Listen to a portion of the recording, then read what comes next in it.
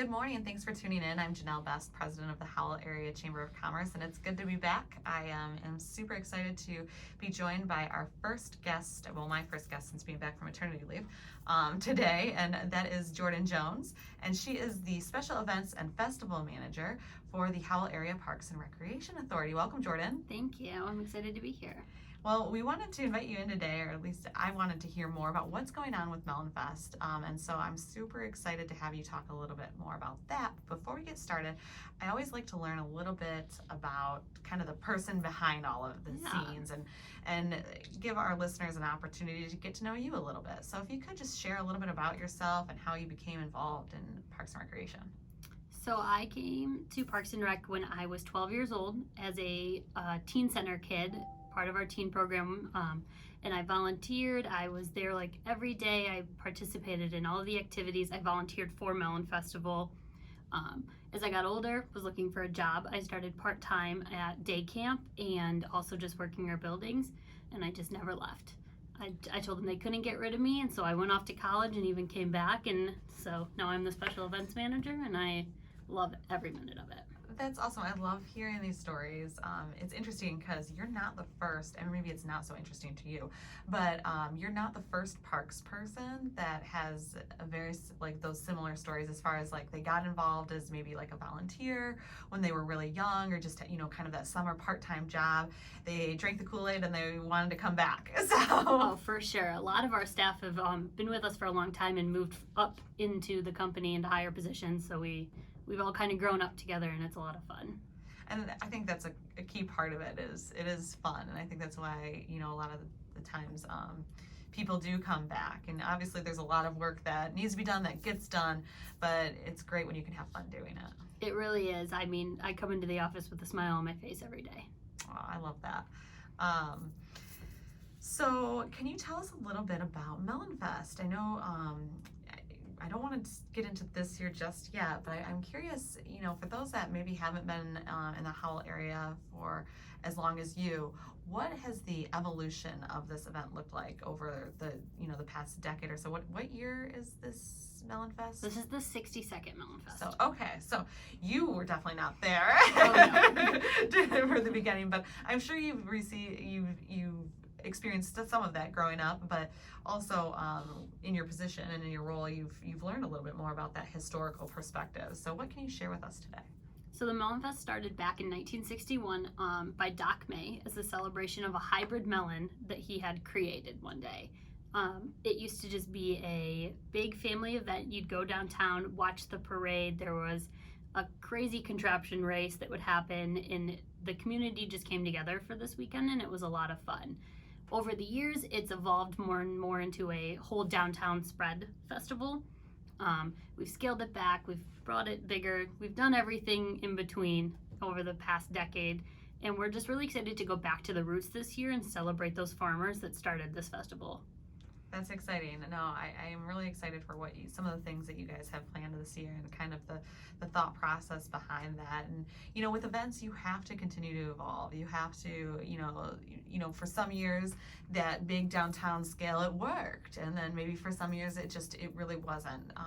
So re-looking at that footprint, analyzing it, and kudos to you and the team at HAPRA for making that happen and really listening to the people in the community and the downtown businesses, and really trying to make everybody happy. I know it's that's an impossible job. It's quite the task to take on. It is, but we're so happy that you guys are willing to manage that and bring such an awesome community event to our region. Well, I really have to say big thank you to the Howell Melon Festival Planning Committee. Everyone that's on it has come together this year and brought new ideas to the table and just really made it the event that it's going to be. It wasn't possible for just one organization to do it. We're so happy to have everyone on board. And it's a huge undertaking. So when you can bring some other organizations to the table and some other groups to the table and form a larger committee, it really helps alleviate some of that pressure off of that one entity. They always say many hands make light work. That's very true. It is. So what does Melon Fest look like today? What are we anticipating? What can people expect to see and experience this year? So this year we're really excited to bring back some crowd favorites like the Melon Ball, the parade, and all sorts of smaller things that might have gotten lost in the big festival years. So we have our festival tent coming back starting Wednesday night with a pre-ticketed trivia night all the way through Sunday brunch mimosas. You can join us every night for a different form of entertainment. We have Great Scott, dueling pianos. My favorite band, Empty Canvas, is coming out again. They're going to paint a picture, and we're going to auction that off as a charity event too. We have a kids area coming with some inflatables and maybe some Melon Derby cars are going to be involved.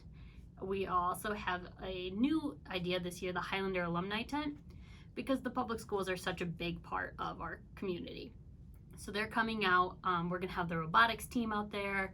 We're going to have the Kilt Check out there selling, spirit wear, because maybe some people come back to the Melon Fest that went to Howell, but, can't show that Howell pride anymore because they outgrew their high school shirts or whatnot.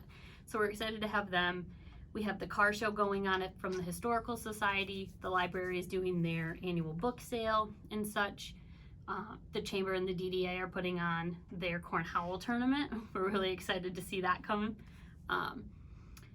And of course the parade Saturday. It's going to be a big hit. The city is really taken a toll, going forward with this. We are so excited to see them put this event on and make it happen.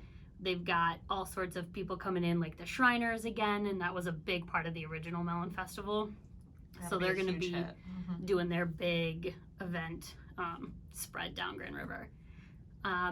We just also have some smaller things happening, like sidewalk sales from the businesses, and we're keeping Grand River open, so that's a big thing this year.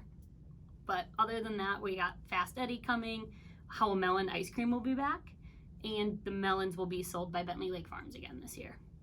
Fantastic. So it sounds like there's a ton going on throughout the weekend.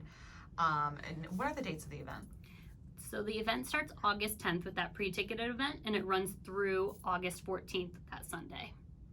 Okay, perfect. And where can somebody go to find more information? Because you said there's a ton of stuff going on. So as somebody attending, if I only have a Saturday afternoon or something like that, maybe I want to check out, or just a limited window of time to just see where I'm going to make the most of my time and energy. Because you mentioned inflatables, those are always a family favorite. Always. Kids love those. But also some of that entertainment type of stuff, like dueling pianos, that might draw in a little bit of different crowd. Maybe you get a babysitter for that night, right? Oh, for sure. It's going to be so much fun. You can find out all the information on our Howell Melon Festival website. It's howellmelonfestival.com. We have different tabs on there for different days, different events. You can also subscribe to the Howell Recreation emails, and we'll be sending out a daily schedule that way. And if you just come on downtown and you want to check out what's going on, ask any one of our staff and they'll be able to help you. That's exciting. We're really looking forward to it. I'm personally looking forward to it. And I'm curious because you've been involved in parks for so long, especially with this event. What are you looking forward to most? And what is kind of your favorite part about Melon Fest? It's so hard to choose.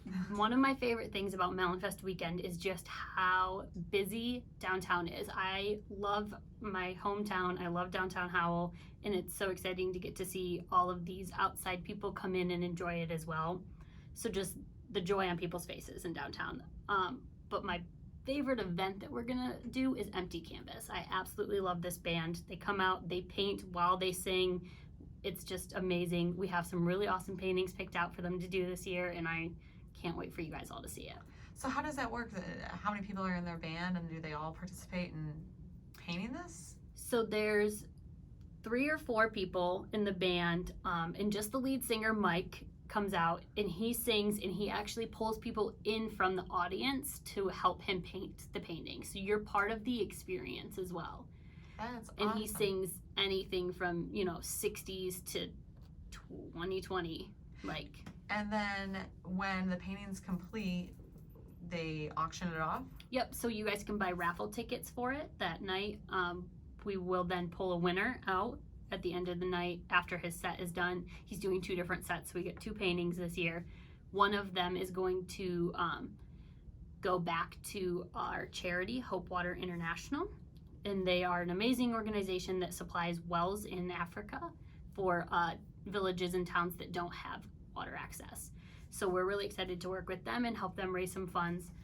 The other one is going to go to the Howell Parks and Recreation Foundation, which offers scholarships and other amazing opportunities in the community for people to get involved in recreation. Fantastic. I'm happy that you mentioned that because a lot of the time too, even just raising funds for the organization itself, because these events become so incredibly expensive, and with everybody knows with the increasing costs of everything, that's really taken a toll on some of our event planners and organizations this year. You can definitely see that, and that's another reason I'm so grateful to have the committee together that we did, because we were able to come together with ideas, reach out to resources. Yep, all of those groups together, and it really made it seem like we had a solid idea coming into this, and we have a solid plan coming out. So that's exciting. So how can somebody become involved or volunteer for the event? Are you guys looking for volunteers still? We're always looking for volunteers. You can sign up on our website, howellmelonfestival.com. There's a little volunteer tab. We'll have a volunteer meeting the first week of August to kind of go over roles, ideas, get some shirt sizes going, and we love to put our volunteers in a one in a melon volunteer shirt. So you guys can look forward to that. Our biggest volunteer night is going to be that Friday night for the Melon Run. Awesome. So how many runners are you anticipating for the Melon Run? We're coming off a pandemic. Our run sign up is a little bit slower than it traditionally was. I'm hoping to get around 300 or 400 people. Okay, that sounds great. And this is a 5K event? So there's a 5K, a 1 mile fun run, and then we have our fan favorite, the mascot dash, with some local mascots coming out, and our melon roll for our littles. Okay, so where does the melon roll take place? It's going to happen on State and Clinton Street in downtown. And is that something that you guys have done previously? Yes, we've done all of those events before. Okay, so you're coming into this with kind of a history there, and so people can expect to see some of those favorites back. For sure. We have some of your fan favorites like Dr. Sam Daniels and his mascots coming out, and we get the littles that come out and they roll them down the hill, and you've never seen chaos go so wonderfully before. I love it. I love it. So is there anything else that you'd like to share with us today before we kind of conclude? And is there anything that you would like to share about HAPRA? Just that this organization means more to me than anyone could imagine. I love my job. I love working there every day. I have some other amazing events coming up this season. We're doing the casino night. We have our annual Legend of Sleepy Howell and our Headless 5K, which is a huge fun run. You show up in your costume, run through the dark in the cemeteries. It's fun. And then just, watch our website. We have all sorts of opportunities coming up. Awesome. Well, thank you so much for joining us today, Jordan. If you want to just share quickly some contact information. So if somebody's listening and they want to reach out to you about volunteering or any of the information or things that you mentioned today, if you want to do that now, that'd be a great time. Yeah, so you can reach me at howellmelonfestival@gmail.com for anything festival related, or you can call the front desk, 517-546-0693. Ask for Jordan, and those front desk staff will transfer you back to me. Awesome. We look forward to seeing you at Howell Melon Fest. I look forward to seeing you too.